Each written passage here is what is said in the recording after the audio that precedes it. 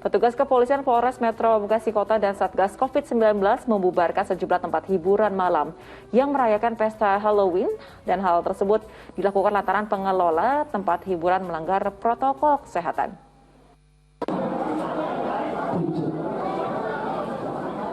Beginilah suasana di Oma Cafe, Jalan Raya Pekayon, Kecamatan Bekasi Selatan, Kota Bekasi, Jawa Barat, yang dibubarkan petugas kepolisian dan Satgas COVID-19. Ratusan pengunjung kafe yang merayakan pesta Halloween ini kocar-kacir, langsung membubarkan diri melihat kedatangan petugas. Petugas tidak memeriksa satu persatu pengunjung dan hanya memeriksa sejumlah meja bekas pengunjung yang terdapat minuman keras. Petugas lalu bergerak ke daerah Cibubur, Kota Bekasi, di mana ditemukan kafe Tiffany yang tertutup rapat dari luar, padahal di dalam masih banyak pengunjung kafe yang merayakan Halloween. Tidak pandang bulu, petugas akhirnya memaksa dan membubarkan tempat kafe tersebut. Kepala Bagian Operasional Polres Metro Kota Bekasi, Kompol Agus Rahmat, mengatakan akan terus melakukan razia dan membubarkan pengunjung kafe yang melanggar protokol kesehatan. Melaksanakan kegiatan penegakan protokol kesehatan, melaksanakan pengecekan ke tempat-tempat hiburan, kafe-kafe yang disinyalir pada malam hari ini ada yang melaksanakan kegiatan Halloween.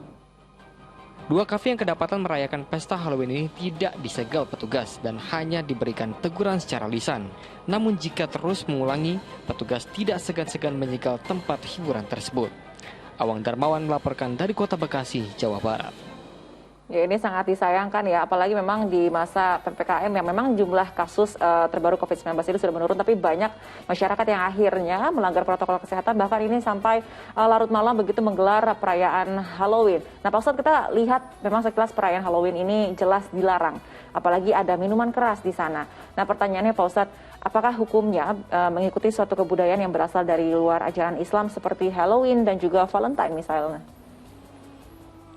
Ya Mbak Wanda, kita sebetulnya sangat bersyukur banyak budaya-budaya yang bagus dari bangsa kita, dari orang-orang sebelum kita, bahkan dari Nabi SAW, sehingga kita tidak akan melakukan budaya yang bertentangan dengan nilai agama, nilai kesantunan, bahkan nilai jati diri bangsa kita yang sangat kita cintai. Dalam hal ini budaya dibagi dua. Ada budaya yang sesuai dengan nilai agama dan nilai bangsa, nilai kepatutan, maka itu dibolehkan. Dan alhamdulillah sekarang ada momentum Maulid Nabi. Insya Allah para pemuda lebih baik dia merayakan Maulid Nabi, mengingat Nabi dan menjalankan aktivitas yang mulia. Ada pula Sumpah Pemuda, ini bagian dari kita mengingat kebaikan-kebaikan. Ada budaya yang bertentangan dengan agama, bertentangan dengan nilai negara, bahkan di sini ada ya Halloween itu identik dengan mengenakan kostum yang identik dengan makhluk halus. Tentu kita tidak boleh, apalagi ingin menyamakan diri kita dengan makhluk halus. Padahal manusia lebih mulia dari makhluk halus. Manusia itu adalah makhluk yang termulia sepanjang zaman. Kenapa kemudian kita sama-samakan, mirip-miripkan dengan makhluk yang memang tidak mulia di sisi Allah dan di sisi siapapun. Untuk itu, ini adalah budaya yang tidak sesuai. Dalam tuntunan agama, MUI juga menghimbau agar kita tidak menjalankan budaya-budaya yang tidak sesuai, bertentangan dengan agama. Ada minuman-minuman kerasnya, ada kostum-kostum yang dikenakan, ada juga identik yang lain, identik dengan tadi ya makhluk halus, identik dengan jampi-jampi atau sihir-sihir yang khawatir kita terbawa kepada yang disebut dengan syirik. Dan kalau itu, tentu budaya itu adalah tidak sesuai dengan agama kita, tidak sesuai dengan negara kita. Insya Allah banyak budaya, banyak tradisi yang bagus kita jalankan dan tidak bertentangan dengan nilai agama, nilai akhlak maupun nilai dari bangsa yang kita cintai. Baik, terima kasih Pak Ustadz. Nah, dalam Islam ini apa batasannya suatu kebudayaan atau tradisi bisa diterima atau ditolak? Ya, tradisi ini kan kesepakatan dari sebuah masyarakat, kebiasaan yang sudah dianut turun-temurun oleh sebuah masyarakat. Maka Islam menggariskan 3 persyaratan. Yang pertama adalah bahwa itu kesepakatan yang baik, tradisi yang baik. Semua orang memandang sebuah kebaikan pada tradisi tersebut. Yang kedua adalah landasan kita adalah Al-Quran dan Al-Hadis serta pandangan para ulama. Kalau Al-Quran mengatakan tidak ada masalah, hadis Nabi mengatakan tidak masalah, dan para ulama berfatwa tidak masalah, berarti tradisi itu tidak ada masalah dan boleh kita amalkan, boleh kita lestarikan. Yang ketiga, dipersyaratkan bahwa tradisi itu ada nilai kebermanfaatan. Ada nilai manfaat duniawiyah, manfaat ukhrawiyah.